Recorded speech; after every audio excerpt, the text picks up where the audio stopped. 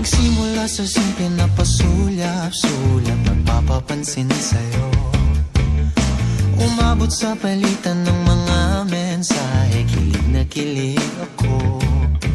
Kumusta, kain na, hello, magandang umaga. Ingat ka, pahinga, huwag kang masyadong magpupuyat pa. Sana